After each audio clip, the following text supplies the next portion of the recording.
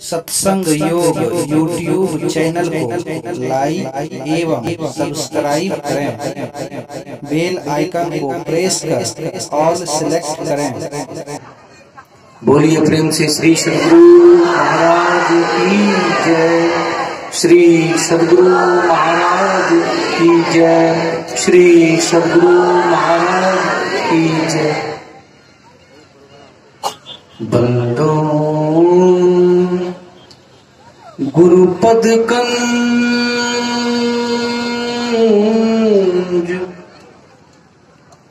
कृपा सिंधु नर रूप हरि महामोह तम पुंज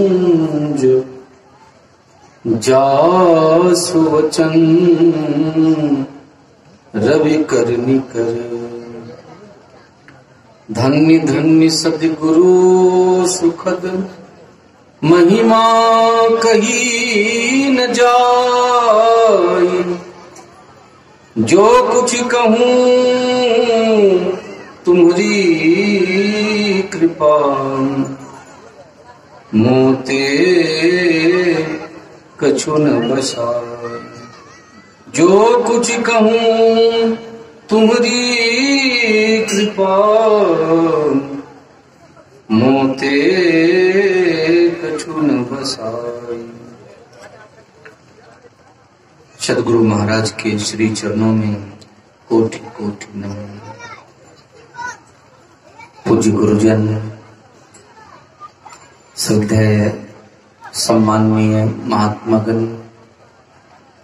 धर्म प्रेमी सदात्माओं, माताओं एवं बहनों, हम लोग आज 2 दिवसीय कार्यक्रम के दूसरे दिन के प्रथम पाली के सत्संग में उपस्थित हैं। और आज का जो प्रसंग है बड़ा ही महत्वपूर्ण प्रसंग है।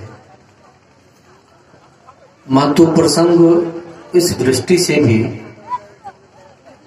कि 2 महान विभूतियों के बीच में ये आपस का संवाद है। आज का जो परिचर्चा का विषय है, सामने से तो दिखाई देता है कि भगवान ब्रह्मा ने सवाल किया कि मोक्ष की प्राप्ति जीवों के लिए कैसे संभव है।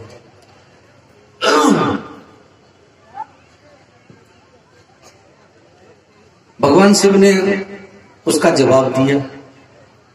सबसे पहली बात कि मोक्ष की कल्पना तभी हो सकती है जब उसके पहले बंधन की स्थिति पैदा हो जाए। खाने की बात आप तभी सोचते हैं, रोग से निवृत्त होने की बात आप तभी सोचते हैं जब आप रोगी होते हैं। भोजन की बात आप तभी सोचते हैं जब आप भूखे होते हैं। यहां भगवान ब्रह्मा की चिंता क्या है? भगवान ब्रह्मा की चिंता है कि जीवों को मोक्ष की प्राप्ति कैसे हो। इस संसार के समस्त जीव ब्रह्मा सृष्टि करता है, इसलिए उनके हम संतान हैं। और संतान के हित की बात सोचना, संतान के दुखों का निवारण करना, उसके लिए प्रयास करना पिता का धर्म होता है। ब्रह्मा जी ने अपने धर्म का निर्वाहन किया, क्योंकि ब्रह्मा जी को लगा यदि ज्ञान से ही मुक्ति हो जाती, ये बाह्य ज्ञान है, जबकि शास्त्र ये भी कहता है कि ज्ञान ही मोक्ष का कारण है। ये बाहर का ज्ञान है। समझदार हो जाना, समझ लेना किसी तथ्य को। आज तक हम सभी लोग उन्हीं चीजों को पाने के लिए तत्पर होते हैं या चेष्टा करते हैं, प्रयास करते हैं जिसका लाभ हम लोगों के समझ में आता है। नुकसान की बात जैसे ही आपके दिमाग में आती है, आप उल्टे दिशा में चलना शुरू कर देते हैं। लेकिन अब तक की जो स्थिति परिस्थिति बनी है, इसमें ऐसा मानना पड़ेगा कि सब कुछ देख के, सब कुछ समझ के, और फिर भी नुकसान के लिए हम बेताब हैं। नुकसान हम पाना चाहते हैं, हम दुख की स्थिति में जाना चाहते हैं, क्योंकि संत लोग आज से नहीं, सदियों से हमें सबक देते रहे, शिक्षा देते रहे, समझाते रहे कि तुम ऐसा मत करो, इस दिशा में मत जाओ, इस प्रकार के कर्म को मत करो, यह तुम्हारे लिए दुख का कारण होगा। लेकिन हम लोग मानने को तैयार नहीं है। मन जाने सब बात जान बूझ अब गुण करे, काहे के कुशलात ले दीपक कुएं गिरे। हाथ में दीपक, हम जानते हैं पाप दुख का कारण होता है, हम जानते हैं बंधन दुख का कारण होता है, लेकिन आज तक इससे मुक्त होने के लिए, इससे छूटने के लिए हमने कोई प्रयास नहीं किया, कोई चेष्टा नहीं किया, बल्कि बंधन और अधिक हम अपने लिए तैयार करते चले गए। हम अपने लिए नाना प्रकार की मुसीबतें बनाते चले गए। इसलिए संतों ने कहा कि तुम इस बात को गहराई से समझने की कोशिश करो। बंधन क्या है और बंधन पैदा कैसे होता है? उपनिषद कहता है कि भोग की इच्छा रखना बंधन और भोग की इच्छाओं का परित्याग मुक्ति कहलाता है। भोग की इच्छा रखना बंधन, बंधन का मुख्य कारण भोग की इच्छा रखना। और फिर कितने बंधन से बंधते चले गए। भोग की इच्छा से जो प्रारंभ हुआ बंधन, तो दादा स्वामी जी महाराज कहते, बंदे तुम गारे बंधन में आन, पहला बंधन पड़ा देह का, दूसरा त्रिया जान, तीसर बंधन पुत्र विचारो, चौथा नाती मान, नाती के कई नाती होवे कब, तब को कौन ठिकान, धन संपत्ति हाट हवेली, इन बंधन का क्या करूं बखान। कितने प्रकार के बंधन, लेकिन सबसे पहला बंधन क्या आया? शरीर का बंधन। पहला बंधन परा देह का, शरीर का बंधन हुआ। उसके बाद शरीर से संबंधित ये सब जितने भी रिश्ते नाते हैं, जितनी चीजें हैं, उन सभी चीजों से हम बनते चले गए, बनते चले गए।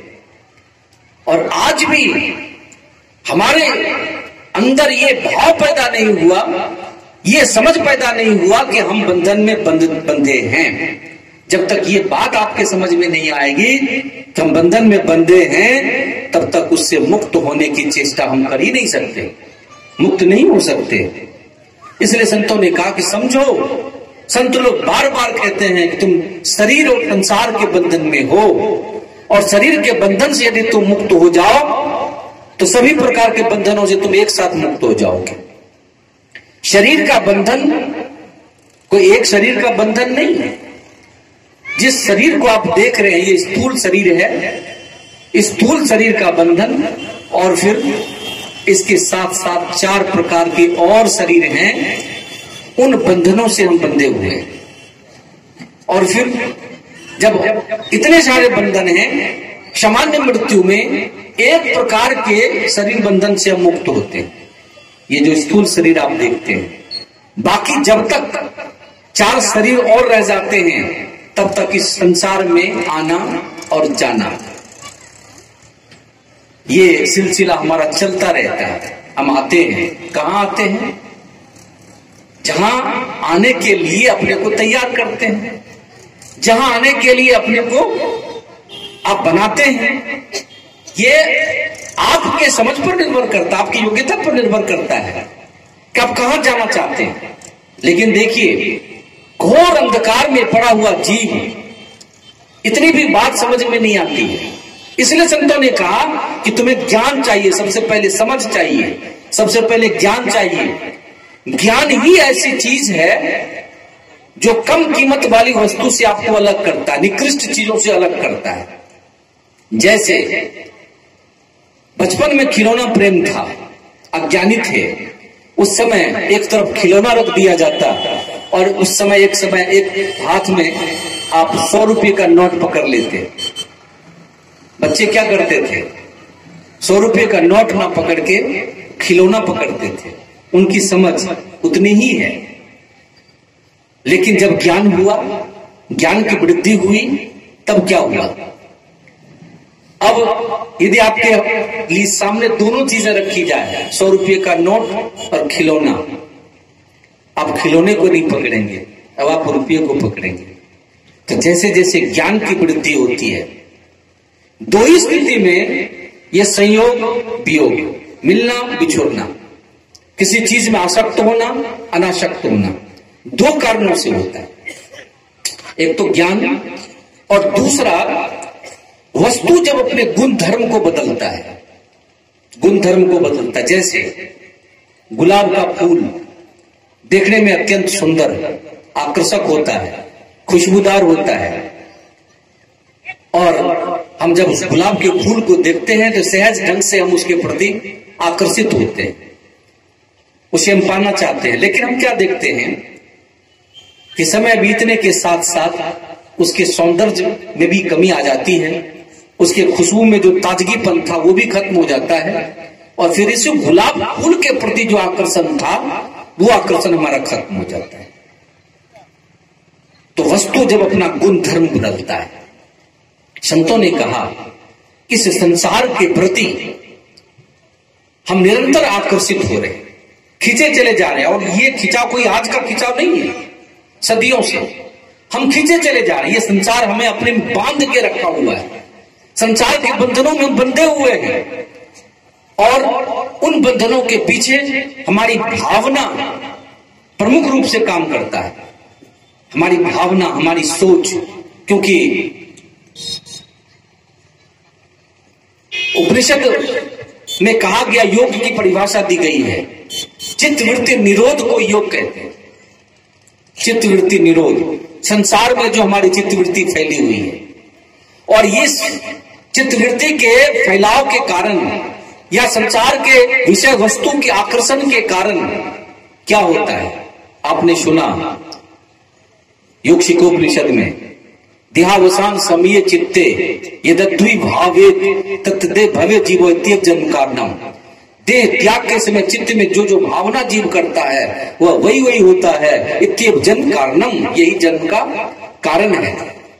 अब आप शरीर त्याग के समय किस तरह की बात सोचते हैं? आपके दिमाग में कौन सा चिंतन होता है? किस प्रकार के विचार आते हैं? जिन चीजों में आपकी बहुत गहरी दिलचस्पी रही है, जिन चीजों से बहुत गहरा जुड़ाव रहा है आपका, चाहे वो जुड़ाव पत्नी के प्रति हो, संपत्ति के प्रति हो, पुत्र के प्रति हो, मकान के प्रति हो, जमीन के प्रति हो, कहीं ना कहीं हमारा जुड़ाव होता है, उन चीजों से जुड़े हुए हैं। और जिन चीजों से बहुत गहरा जुड़ा होता है, शरीर पूरा होते समय उसकी स्मृति जरूर होती है। एक सेठ जी का शरीर पूरा होने लगा, जीवन भर उसने दुकानदारी किया था, शरीर पूरा होते समय उनके चारों बच्चे उनके पास में थे। सेठ जी ने पूछा कि मेरा फलाना लड़का कहाँ है? पिताजी मैं यहाँ हूँ। दूसरे लड़के के बारे में पूछा, पिताजी मैं यहाँ हूँ। इस प्रकार से चारों ने अपनी उपस्थिति दर्ज करवा दी। सेठ जी झल्ला है, सेठ जी गुस्सा है, जब सब यही हो तो दुकान पर कौन है? टाइम है मरने का, और उसके दिमाग में अब भी क्या है? दुकान। जीवन भर जिन चीजों से हमारा जुड़ाव होता है, मरते समय वैसी ही स्मृति होती है, और जैसी स्मृति होती है हम वैसे ही जीवन में चले जाते हैं। देखिए, हमने अपने लिए कितनी बड़ी मुसीबत पैदा कर ली, कितनी बड़ी परेशानी पैदा कर ली। कहीं ना कहीं से जुड़ाव है, और जुड़ाव है जहां जुड़ाव है, पुत्र के प्रति जुड़ाव है तो जाइए स्वर्ग के जीवन में जाइए, संपत्ति के प्रति जुड़ा हुआ है तो सांप के जीवन में जाइए, पत्नी के प्रति जुड़ा हुआ है तो जाइए कुत्ते के जीवन में जाइए। गोस्वामी तुलसीदास जी ने वर्णन किया है और इतिहास साक्षी है। महात्मा भरत जंगल में रहते थे, ध्यान करते थे, तपस्या करते थे। एक दिन एक असहाय हिरण के बच्चे को उन्होंने देखा, कुटिया पर लाके उसका भरण पोषण करने लगे, क्योंकि असहाय था। महात्मा थे, दयालु थे, उन्होंने इस काम को किया और बहुत अच्छी बात थी। महात्मा जी का जब शरीर पूरा होने का समय आया तो हिरण भी वहीं पास में खड़ा था। महात्मा जी के मन में विचार आया कि मैं तो संसार को छोड़ के जा रहा हूं और जिस बच्चे को अब तक मैंने सुरक्षा प्रदान किया, उसके जीने की व्यवस्था मैंने किया, उसको खाने पीने रहने सहने की व्यवस्था दिया, अब तो मैं जा रहा हूं, अब इसकी सुरक्षा कौन करेगा, अब इसे कौन खिलाएगा। ये विचार भी कोई गलत विचार नहीं था। इस प्रकार के चिंतन में जब उनका शरीर पूरा होता है तो क्या हुआ जानते हैं? महात्मा थे, ध्यानी थे, ज्ञानी थे। एक छोटी सी गलती, एक छोटी सी गलती क्या हुई? हिरण के बच्चे के प्रति जो उनकी आसक्ति थी, ये आसक्ति कहां पहुंचा दिया? हिरण के शरीर में। ये इतिहास है, इस प्रकार की कहानियां आपके शास्त्र में। हिरण के शरीर में पहुंचा दिया और वहां जाके उन्हें अपनी गलती का एहसास हुआ। और कहा जाता है कि आध्यात्मिक संस्कार कोई दूसरा जीवन नहीं संभाल पाता है। बहुत थोड़े दिनों में उस हिरण का शरीर पूरा होता है और फिर इतने सतर्क, इतने सावधान हुए कि अब जो है ना, पागलों की तरह अलमस्त कहीं पड़ा हुआ है, किसी ने खाने दे दिया तो खा लिए, नहीं तो भूखे प्यासे पड़े हैं। आसक्ति के समस्त कारणों को उन्होंने खत्म कर दिया जड़ बढ़त के रूप में। दूसरा उनका अवतार होता है जड़ बढ़त के रूप में। और राजा रघुगन को जब उन्होंने आत्मज्ञान का उपदेश दिया था तब पता चला कि ये कितने उच्च कोटि के महात्मा हैं। अब देखिए छोटी सी गलती, ये गलती क्या, एक छोटी सी गलती थी उनकी। और हम लोगों के जीवन में आसक्ति की तो लंबी श्रृंखला है, लंबा लिस्ट है, न जाने कितने चीजों के प्रति हम आसक्त हैं, कितने चीजों के प्रति। इसलिए 84 लाख प्रकार का जीवन तैयार है, 84 लाख प्रकार का जीवन तैयार है। संतों ने कहा कि इस भूल से बाहर निकलो। गुरु नानक देव जी महाराज गए कहीं किसी गांव में, उनका एक भक्त था, उनका शरीर पूरा हो गया था। उनके लड़के आए और कहते हैं कि मेरे पिताजी आपके भक्त थे, मैं जानना चाहता हूं कि मेरे पिताजी की सदगति हुई या नहीं हुई। गुरु नानक देव जी महाराज ने कहा कि मैं जो कहूंगा उस पर तुम यकीन कर लोगे, विश्वास कर लोगे, या फिर तुम्हें दिखाना पड़ेगा। तो उस भक्त ने कहा कि दिखा देते तो अच्छा होता। ले गए जंगल में ले जाके दिखाते हैं, देखो शेर के 2 बच्चे हैं ना जो आपस में खेल रहे हैं। कहा ये जो बच्चा है ये तुम्हारे पिता है। कहा कैसे यकीन करें, कैसे विश्वास करें? कहा हाँ मैं बता रहा हूं। इसकी मां गई है शिकार करने के लिए और मांस का बड़ा सा लोथरा लाके, बच्चे भूखे हैं, मांस का बड़ा सा लोथरा लाके बच्चों के सामने छोड़ देगी। बच्चे आपस में छीना झपटी करेंगे, खाने के लिए भूखे हैं, और इस बच्चे के गले में मांस का बड़ा सा टुकड़ा फंसेगा और ये अभी मरेगा। ऐसा ही हुआ। उसकी मां आती है, मांस के बड़े से लोथरे को छोड़ देती है, बच्चे आपस में छीना झपटी करते हैं और ठीक उसके गले में मांस का बड़ा सा टुकड़ा फंसा और वो वहीं मर जाता है। अब उस भक्त ने सवाल किया, मेरे पिताजी तो आपके भक्त भी थे, आपके शिष्य थे, फिर इस जीवन में कैसे गए? तब उन्होंने कहा कि देखो, मेरा शिष्य बनने के पहले मांस खाता था, मांस खाने का बहुत शौकीन था, और जब शरीर पूरा होने लगा तो कहीं पास में मांस पकाया जा रहा था, उसकी खुशबू इसके नाक में आई और फिर वही पुरानी स्मृति उसकी जागी, उसका चिंतन हुआ और उसी चिंतन में शरीर का परित्याग हुआ। इसलिए इस हिंसक जानवर के जीवन में उसको जाना पड़ा। अब छोटी सी चूक देखिए कहां पहुंचाया। कहा कि मेरा शिष्य भी था, इसलिए वो जो आध्यात्मिक संस्कार था बहुत जल्दी उस निकृष्ट जीवन से निकाल के ले आया। वही संस्कार हम लोगों का सौभाग्य है कि हम लोगों के जीवन में भी ये आध्यात्मिक संस्कार हैं। इसलिए भगवान कृष्ण ने कहा है कि थोड़ा सा धर्म का पालन महाभय से बचाता है। योग के आरंभ का नाश नहीं होता है और उसका उल्टा परिणाम नहीं निकलता है। योग के आरंभ का नाश नहीं होता है। जो दीक्षा भजन भेद की जो प्रक्रिया है, योग की जो प्रक्रिया है, परमात्मा से मिलने के लिए आप चलेंगे। आप सुन रहे थे बहुत देर से कि अंश का स्वाभाविक रूप से अंशी के प्रति आकर्षण होता है, खिंचाव होता है। आप परमात्मा की तरफ चलेंगे, आप परमात्मा के अंश हैं, परमात्मा आपके अंशी हैं, स्वाभाविक आकर्षण है। तो आप परमात्मा की तरफ चलेंगे। कैसे चलेंगे? तो आपको सबसे पहले मुड़ना पड़ेगा। उलटी, कबीर कहते उलटी पाछी लो, पैरों पकड़ो, पसरा मना बटोर। उल्टो, पसरे हुए मन को पहले बटोरो, इकट्ठा करो। और बटोरने के लिए दो प्रारंभिक प्रक्रिया आपको दी जाती है, नाम जप और रूप ध्यान का। क्यों? ये जो सद्गुरु प्रदत्त नाम होते हैं, इसमें सद्गुण समाहित होते हैं, सतोगुण समाहित होता है। और रूप भी कैसा चाहिए? सब रूप का ध्यान करने से काम नहीं चलेगा आपका। आप जिस रूप का चिंतन करते हैं उसका गुण स्वाभाविक रूप में आप में उतरता है। और इतिहास इस बात के लिए प्रमाणित है कि एकलव्य ने गुरु द्रोणाचार्य के रूप का ध्यान किया और ये समझ के धनुर्विद्या का अभ्यास करना शुरू किया कि गुरु द्रोणाचार्य मुझे पीड़ित कर रहे हैं और मैं बाण चला रहा हूं। और इस तरह से गुरु द्रोणाचार्य के रूप का चिंतन करते हुए जो एकलव्य ने धनुर्विद्या का अभ्यास किया, तो आप जानते हैं कि पूरी योग्यता, जो योग्यता द्रोणाचार्य जी में था, वो योग्यता एकलव्य ने अपने में उतार लिया। देखिए रूप ध्यान कितनी बड़ी महिमा है। तो ये दो प्रारंभिक चीज हमें दिए जाते हैं, क्योंकि संसार से सबसे पहले मुड़ना है, आपको संसार से अलग करना है। और संसार से अलग करके किस तरफ ले जाना है? परमात्मा की तरफ। तो सबसे पहले सतोगुण विकसित करने वाला जो चीज है, सदगुरु की तरफ से दिए जाते हैं। और इस मन का एक स्वभाव है। स्वभाव क्या है?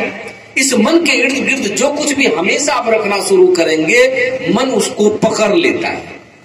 जैसे कोई चिंता है, लगातार वो चिंता आपके दिमाग में बनी हुई है, तो क्या करते हैं कि फिर आप डिप्रेशन के शिकार हो जाते हैं। वही चिंता, लाख कोशिश कीजिए आप उससे हटने का, नहीं हटते, उसी चिंता को पकड़ लेते हैं, बार बार दिमाग आपको वहीं जाता है। इसलिए आजकल इस दुनिया में बहुत ज्यादा लोग डिप्रेशन के शिकार होते जा रहे हैं। तो जब नाम जप, अक्षर नाम जप करते रहते हैं, तो नाम बहुत रूप से आपकी वृत्ति हटती है, एक नाम और एक रूप में आके केंद्रित हो जाती है। लेकिन ये खतरा अब भी खत्म नहीं हुआ, क्योंकि एक से ही आप अनेक में गए थे। बहुत नाम रूप में तभी उलझे जब पहले एक में थे। एक से ही अनेकता की तरफ आप जाते हैं, इसलिए एक में भी आपको नहीं रहना है। तब गुरु महाराज जी की बताई हुई जुक्ति के मुताबिक आगे क्या है? आगे है शून्य ध्यान। मतलब अब जीरो की तरफ चलना है आपको, जीरो। और देखिए सुनने में तो लगता है जीरो कुछ नहीं, लेकिन जीरो अपने आप में बहुत बड़ी चीज है। दादू दयाल जी कहते हैं ना, सुन्नी सुन्न शून्य के पारा, सुन्नी शून्य शून्य के पारा, zero plus zero equal to god. 3 शून्य। अंधकार के शून्य में सबसे पहले जब आप अपनी दृष्टि को केंद्रित करने की कोशिश करते हैं, मन जैसे जैसे सिमटता है वैसे वैसे आपकी दृष्टि भी सिमटती चली जाती है। जिस क्षण आपकी दृष्टि पूर्णता सिमट जाती है, 2 रेखाओं का मिलन स्थान बिंदु की प्राप्ति होती है। बिंदु, और बिंदु क्या है? स्थूल जगत की सबसे सूक्ष्म इकाई बिंदु। मतलब स्थूल जगत की संरचना उसी बिंदु से प्रारंभ हुई थी। और ये क्या है बिंदु? ये दशम द्वार है, ये दिव्य दृष्टि भी है। गुरु महाराज जी कहते हैं एक बिंदुता दूरबीन हो, दूरबीन क्या करे? और एक बिंदुता बिंदु राह से निकल बहादुर। गुरु महाराज जी कहते हैं ये रास्ता भी है, मार्ग भी है, ये दशम द्वार है। इस दशम द्वार में साधक प्रवेश करता है और फिर स्थूलता से सूक्ष्मता की तरफ चलता है। उसके लिए अंदर एक अवलंब मिलता है आपको शब्द का। बिंदु में तहा नाद बोले रैन दिवस सुहावनम, सुन लामका पे पहुंच के तेरी पुकार है आ रही सदा से सदा यार देखना।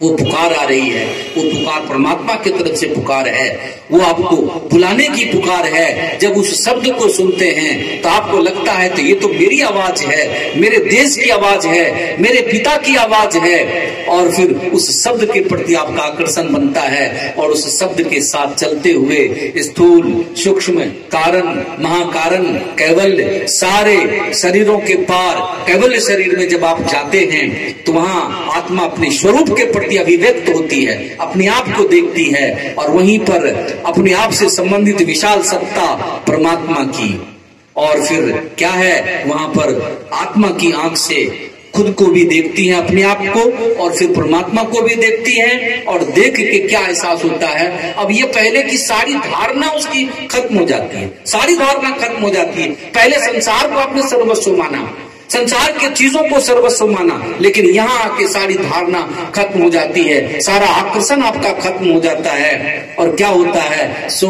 अहम, जो तुम हो वही मैं हूँ, तुम ब्रह्म हो इसलिए मैं भी ब्रह्म हूँ।